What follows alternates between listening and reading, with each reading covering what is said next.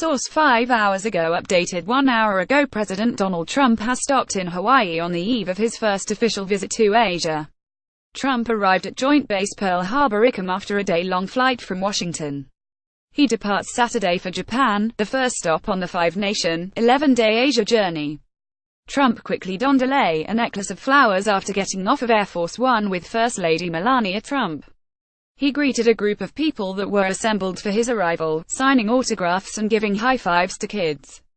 But Trump wasn't the only attraction to arrive at the base. A few in the crowd shouted for White House Chief of Staff John Kelly. Trump arrives in Honolulu. Today's headlines: "We love you, General Kelly," one person shouted at the retired four-star Marine general, who is among senior White House aides traveling with Trump. In Hawaii, Trump was huddling with leaders of the U.S. Pacific Command, which oversees U.S. military operations in the region. A key discussion topic likely will be the growing nuclear threat from North Korea, a crisis that will shadow Trump's entire trip. He'll also meet with the governors of Alaska, Hawaii and Pacific U.S. territories, all potential targets of a successful attempt by North Korea to strike the U.S. with a nuclear-tipped missile. Trump will also tour the USS Arizona Memorial, part of the Pearl Harbor site dedicated to the attack that drew the U.S. into World War II.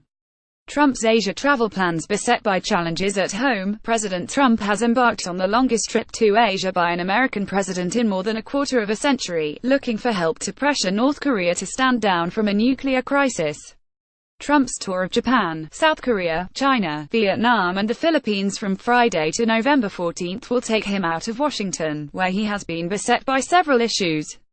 These include an intensifying federal investigation into Russian meddling in last year's election, New York's recovery from an attack that killed 8 people, and debates over a tax cut plan that, if approved by Congress, would be his first major legislative victory. The trip began just days after Trump's former campaign manager, Paul Manafort, was indicted in the investigation into Russian meddling in the 2016 presidential election, and his attorney general, Jeff Sessions, faced Democratic calls to appear before Congress again to clarify his previous testimony about the campaign's Russia contacts.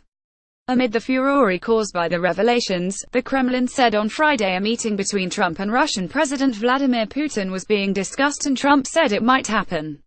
"We may have a meeting with Putin," Trump told Fox News. "And, again, Putin is very important because they can help us with North Korea. They can help us with Syria. We have to talk about Ukraine." Trump's plan for an extended absence from Washington has alarmed allies who, after seeing a healthcare reform bid fizzle, worry the tax effort could suffer without him to keep the momentum going. After Hawaii, Trump then will visit Japan and South Korea in search of a united front against North Korea before going to Beijing, where he will push Chinese President Xi Jinping to get tougher with Pyongyang. Trump will attend the Asia-Pacific Economic Cooperation Summit in Da Nang, Vietnam, make a state visit to Hanoi and end his trip with the Association of Southeast Asian Nations Summit in Manila. Trump told reporters before leaving on Friday he would spend an extra day in the Philippines.